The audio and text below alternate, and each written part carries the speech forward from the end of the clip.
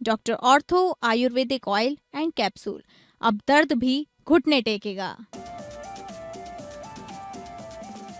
गदरपुर में 685 एकड़ सरकारी भूमि पर रह रहे लोगों की मालिकाना हक मिलने की उम्मीद जगी। प्रशासन ने तेज की कवायद, बाशिंदों से जरूरी दस्तावेज उपलब्ध कराने की अपील।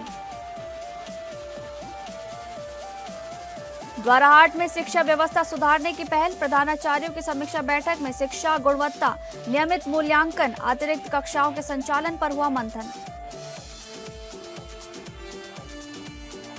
जंगल में आग पर सतर्क प्रशासन, रानीखेत में वनाग्नि चौपाल का आयोजन, वनाग्नि समितियों के अध्यक्षों की बैठक में वनाग्नि नियंत्रण पर हुई चर्चा।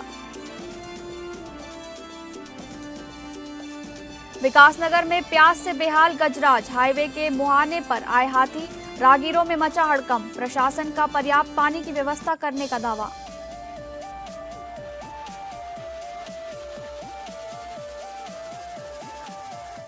नमस्कार, आप सभी का स्वागत है उत्तराखंड न्यूज में। मैं हूं आपके साथ शालिनी राणा। शुरुआत करेंगे उत्तराखंड से जुड़ी खबरों की। गदरपुर के गुलरभोज क्षेत्र में करीब 685 एकड़ सरकारी भूमि पर वर्षों से रह रहे लोगों के लिए एक बार फिर उम्मीद जगी है। मालिकाना हक को लेकर प्रशासन ने प्रक्रिया तेज कर दी है। अपर जिलाधिकारी कौस्तुभ मिश्रा गुलरभोज नगर पंचायत कार्यालय पहुंचे, जहां उन्होंने राजस्व, वन और सिंचाई विभाग के अधिकारियों के साथ अहम बैठक की। इस दौरान अब तक हुई प्रगति की जानकारी साझा की गई और स्थानीय लोगों से जरूरी दस्तावेज उपलब्ध कराने की अपील की गई।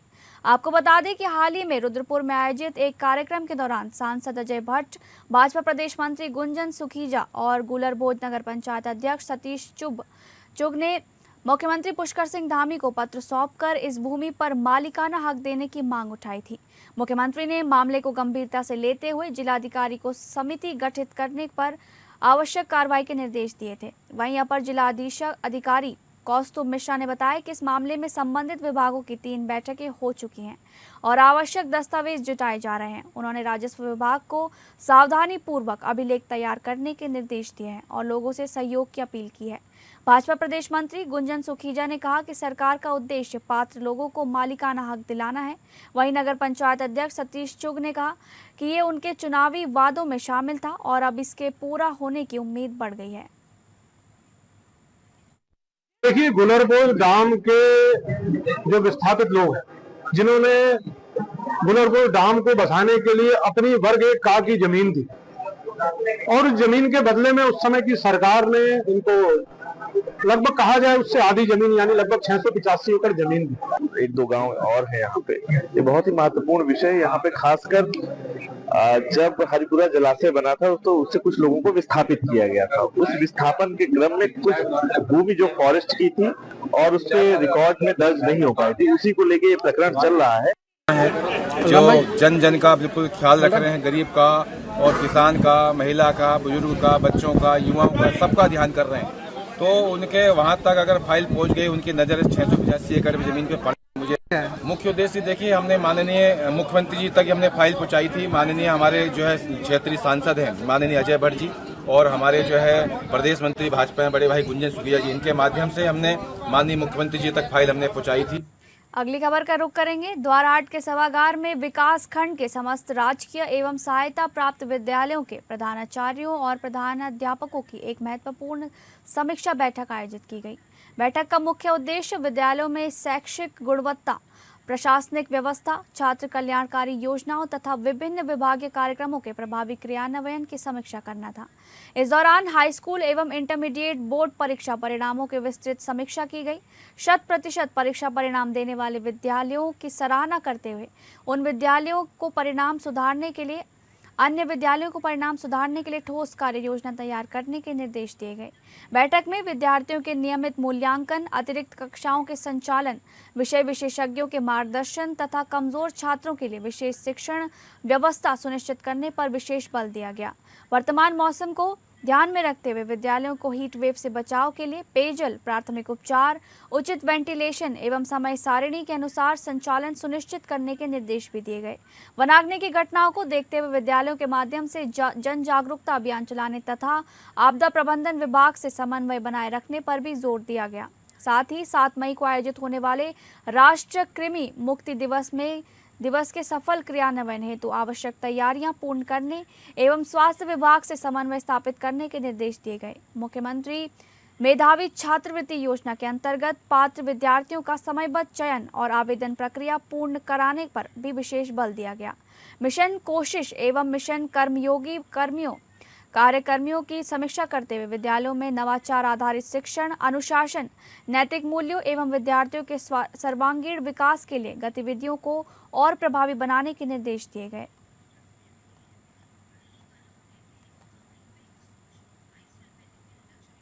अगली खबर रानीखेत से, जहां पर जिलाधिकारी और जिला स्तरीय वनाग्नि समिति के अध्यक्ष अल्मोड़ा के दिशा निर्देशों के अनुपालन में विकासखंड ताड़ीखेत के सभागार में वनाग्नि चौपाल का आयोजन किया गया। इसमें विकासखंड स्तरीय वनाग्नि समिति, ग्राम स्तरीय वनाग्नि समितियों के अध्यक्ष, ग्राम प्रधान, वन विभाग, पंचायती राज विभाग एवं पुलिस विभाग के कार्मिक उपस्थित रहे। वनाग्नि चौपाल का मुख्य उद्देश्य वनाग्नि के दुष्प्रभावों के प्रति जन जागरूकता बढ़ाना तथा वनाग्नि प्रबंधन में जन सहभागिता सुनिश्चित कराना था। उपस्थित लोगों को वनाग्नि से सूखते जल स्रोतों, नष्ट होती जैव विविधता, बढ़ते मानव वन्य जीव संघर्ष, ग्लोबल वार्मिंग और जलवायु परिवर्तन पर पड़ने वाले प्रतिकूल प्रभावों की विस्तृत जानकारी दी गई। मुख्य प्रशिक्षक गजेंद्र कुमार पाठक ने पावर पॉइंट प्रस्तुतिकरण के माध्यम से वनाग्नि से होने वाली क्षति और उसके प्रभावी नियंत्रण के उपायों पर प्रकाश डाला। उन्होंने शीतलाखेत मॉडल का उल्लेख करते हुए स्थानीय स्तर पर जन सहयोग से वनाग्नि नियंत्रण में सक्रिय भागीदारी का आह्वान किया। खंड विकास अधिकारी ताराचंद ने कहा, जिलाधिकारी के निर्देशानुसार हमने सभी जनप्रतिनिधियों को आमंत्रित किया है। सभी ग्राम प्रधान यहाँ उपस्थित हैं। मुझे विश्वास है कि वनों के संरक्षण में ये कार्यक्रम महत्वपूर्ण साबित होगा। हम वाहनों के माध्यम से भी इसका व्यापक प्रचार प्रसार कर रहे हैं। आज के कार्यक्रम में अनुभवी प्रशिक्षक पाठक शीतलाखेत मॉडल पर चर्चा करेंगे और उसी मॉडल के आधार पर हम गांव-गांव में इस अभियान को आगे बढ़ाएंगे। उन्होंने आगे बताया, जिला स्तर पर वनों को आग से बचाने के लिए जनता को जागरूक किया जा रहा है। उनके विकास खंड में 3 दिन तक 130 गांव में ये कार्यक्रम चलाया जा रहा है, जिसमें सभी ग्राम स्तरीय कार्यकर्ता एवं अधिकारी गांव का भ्रमण कर रहे हैं। गोष्ठियों के माध्यम से जनप्रतिनिधियों, स्वयं सहायता समूहों की महिलाओं एवं आमजन को वन संरक्षण से जोड़ने का प्रयास किया जा रहा है। इस अवसर पर खंड विकास अधिकारी ताराचंद सहित ग्राम प्रधानगण, वन विभाग, पुलिस विभाग और पंचायती राज विभाग के कार्मिक उपस्थित रहे। जो प्रदेश में वनाग्नि की घटनाएं हो रही हैं, ये पूरे प्रदेश सरकार के लिए और जो नीति नियंत्रण के बहुत बड़ी चुनौती बन गई है। इस चुनौती से निपटने के लिए सबसे बड़ा मूल मंत्र है वो है जनता का सहयोग। इस जनता के सहयोग को जुटाने के लिए जिला वनाग्नि प्रबंधन समिति के निर्देशन में भी ये पूरे विकासखंड, जितने अल्मोड़ा के 11 विकासखंड है, इनमें जगह जगह जागरूकता कार्यक्रम आयोजित किए जा रहे हैं। इसका उद्देश्य ये है कि जो जिला स्तरीय वनाग्नि समिति है, उसके बाद जो ब्लॉक स्तरीय वनाग्नि समिति है, उसको एक्टिवेट करना है और साथ में उसके मार्गदर्शन में ग्राम स्तरीय वनाग्नि समिति को जागरूक करना है, ताकि जो हर एक बंदा जो गाँव में रहता है, यही हमारा उद्देश्य रहेगा। इसी क्रम में आज 29 तारीख को विकासखंड स्तर पर जिलाधिकारी के निर्देशानुसार हमने जो है जनप्रतिनिधियों को यहाँ पर बुलाया है, जिसमें माननीय ग्राम प्रधान गण यहाँ पर उपस्थित हैं।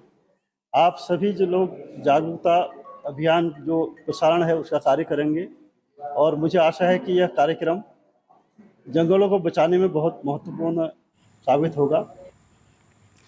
अगली खबर देहरादून के विकासनगर से है, जहां बढ़ते तापमान और भीषण गर्मी ने इंसानों के साथ साथ वन्य जीवों को भी बेचैन कर दिया है।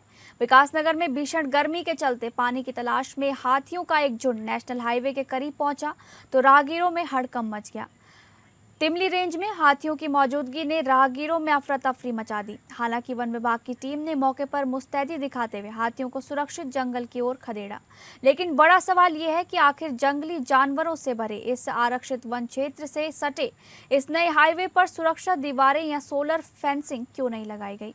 विकासनगर के तिमली रेंज क्षेत्र में इन दिनों प्यास से बेहाल गजराजों का झुंड आबादी और हाईवे के मुहाने पर आ खड़ा हुआ है। पानी और भोजन की तलाश में भटकते ये हाथी हाईवे के बिल्कुल किनारे लगे बांस के पेड़ों को तोड़कर अपनी भूख मिटा रहे हैं।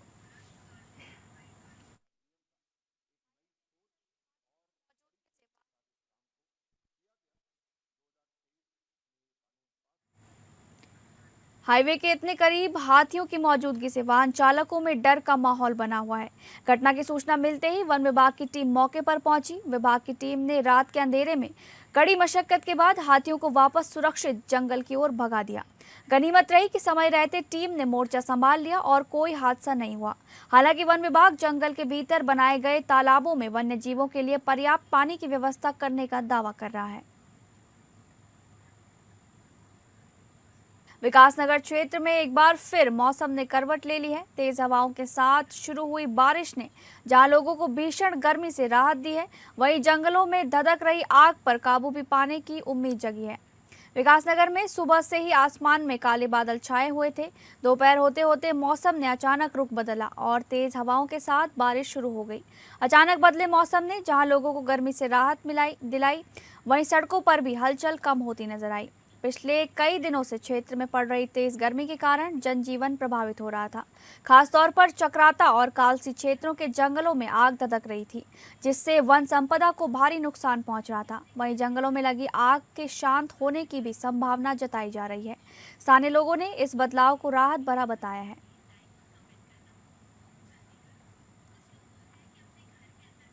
लक्ष्मीपुर के सहसपुर क्षेत्र में व्हाट्सएप पर हुई मामूली कहासुनी खूनी संघर्ष में बदल गई। दो गुटों के बीच हुए विवाद में चाकू और लाठी डंडों से हमला किया गया, जिसमें 3 युवक गंभीर रूप से घायल हो गए। पुलिस ने त्वरित कार्रवाई करते हुए 5 आरोपियों को गिरफ्तार कर लिया है। 26 अप्रैल की शाम लांघा रोड स्थित शीतला नदी पुल के पास कार सवार युवकों को रोककर उन पर लाठी डंडों और धारदार हथियारों से हमला किया गया। हमले में 3 युवक गंभीर रूप से घायल बताए जा रहे हैं, जिनमें एक के सिर पर चाकू से वार किया गया। घटना का वीडियो सोशल मीडिया पर वायरल होते ही पुलिस हरकत में आ गई। वरिष्ठ अधिकारियों के निर्देश पर गठित टीम ने 28 अप्रैल को 5 आरोपियों को गिरफ्तार कर लिया। पुलिस ने आरोपियों की निशानदेही पर हमले में इस्तेमाल चाकू भी बरामद कर लिया है। पुलिस अधिकारी ने बताया, मामले में सभी आरोपियों को गिरफ्तार कर लिया गया है। आगे की कानूनी कार्रवाई की जा रही है। जांच में सामने आया कि आरोपी और घायल युवक पहले दोस्त थे। व्हाट्सएप ग्रुप में हुई बहस के बाद 2 गुट बन गए। धमकी भरे मैसेज और ऑडियो के बाद विवाद ने खूनी झड़प का रूप ले लिया। सभी को कोर्ट में पेश किया जा रहा है। फिलहाल पुलिस मामले की गहन जांच कर रही है। ये घटना एक बार फिर दर्शाती है कि सोशल मीडिया पर शुरू हुआ विवाद किस तरह गंभीर अपराध में बदल सकता है।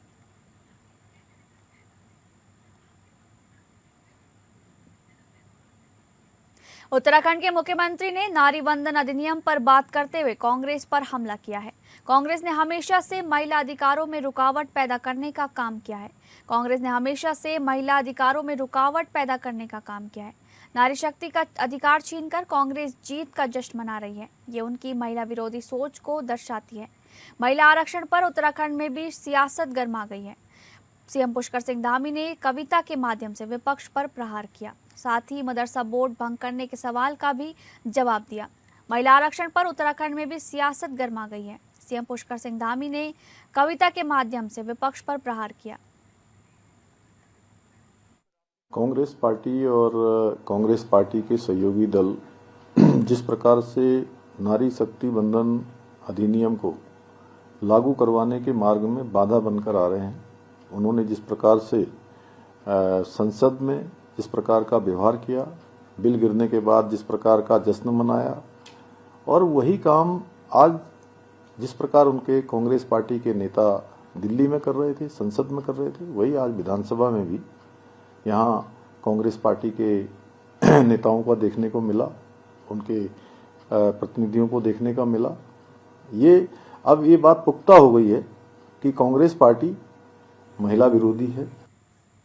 अगली खबर, उत्तराखंड वन विभाग वन विकास निगम के रजत जयंती समारोह 2026 का आयोजन देहरादून में किया गया, जिसमें मुख्यमंत्री पुष्कर सिंह धामी ने भी भाग लिया। ये समारोह संस्था की 25 वर्षों की विकास यात्रा को चिन्हित करने और उन्नत के संकल्प को दोहराने उत्तराखंड के लिए आयोजित किया गया। देहरादून के मुख्य सेवक सदन में समारोह आयोजित किया गया, जहां वन विभाग के कार्यों और उपलब्धियों का प्रदर्शन किया गया। मुख्यमंत्री द्वारा वन विकास निगम के कर्मचारियों और अधिकारियों के साथ रजत जयंती का जश्न मनाया गया। कार्यक्रम में उत्तराखंड के पिछले 25 वर्षों की हरित यात्रा, प्रकृति संरक्षण और वन आधारित आजीविका के अवसरों पर चर्चा की गई, जैसा कि रामनगर के समान जन वन महोत्सव के परिप्रेक्ष्य में देखा गया है। यह आयोजन उत्तराखंड स्थापना दिवस के रजत जयंती वर्ष 2025-26 के बड़े उत्सवों का हिस्सा है, जो राज्य के सतत विकास को रेखांकित करता है। ये समारोह उत्तराखंड के 25 वर्ष पूरे होने के उपलक्ष्य में राज्य के विकास के लिए एक महत्वपूर्ण मील का पत्थर है। जो वनों के वैज्ञानिक प्रबंधन, वन उपज के टिकाऊ दोहन, आरक्षित वन क्षेत्रों में खनन और इको टूरिज्म के संचालन का कार्य करता है। साथ ही वन उत्पादों और प्रमाणित लकड़ी की सरकारी आपूर्ति भी करता है। अर्थात वन विकास निगम हमारे राज्य की इकोनॉमी का तो बहुत महत्वपूर्ण है ही है, उसके साथ साथ हमारी इकोलॉजी के लिए भी महत्वपूर्ण है। और अक्सर मैं कहता हूं कि हमारा जो मॉडल है राज्य का, विकास का मॉडल, वो हम इकोलॉजी और इकोनॉमी दोनों में कैसे संतुलन रहे, कैसे बैलेंस रहे, उसी के आधार पर हम अनेक विकास कार्यों को भी आगे बढ़ाते हैं। आज का ये दिन उपलब्धियों को याद करने के साथ साथ इन वर्षों में एक संस्थान के रूप में जो हमें बहुत सारी उपलब्धियां प्राप्त हुई हैं, उसका तो ये उत्सव है ही है। इसके साथ साथ अगर कहीं छोटी छोटी न्यूनताएं रह गई हैं, न्यूनताओं से अर्थात मेरा यह है कि कहीं कोई कमियां रह गई हैं, तो उन्हें भी भविष्य में सुधार करने का, आगे बढ़ने का भी आज का ये दिवस है। घने जंगल, हिमालय के ऊंचे ऊंचे शिखर, विशाल ग्लेशियर, पवित्र नदियां और समृद्ध जैव विविधता, ये सब हमारे उत्तराखंड की जो अमूल्य धरोहर है। और जब मुझे कहीं भी किसी भी बड़े कार्यक्रम में देश दुनिया में जाने का जब भी मौका मिलता है, मैं किसी कार्यक्रम में होता हूं, तो मुझे लोग कहते हैं कि आप अपने राज्य के डेस्टिनेशन बताइए कि कितने डेस्टिनेशन है। तब मैं कहता हूं कि हमारे राज्य के जो प्रमुख डेस्टिनेशन है, जो प्रचलित हैं, उनको तो आप सब जानते ही होंगे।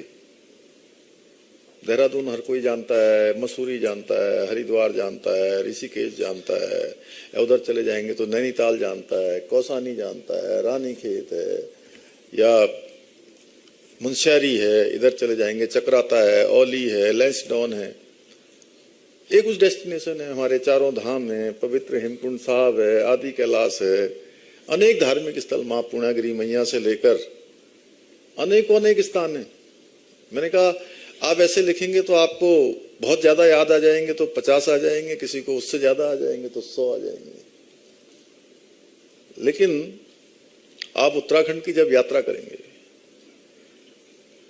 जब उत्तराखंड में आप बढ़ते जाएंगे इधर से उधर, उधर से इधर, तो सच में ये डेस्टिनेशन 50 नहीं, 100 नहीं, इनकी संख्या हजारों से भी अधिक होगी।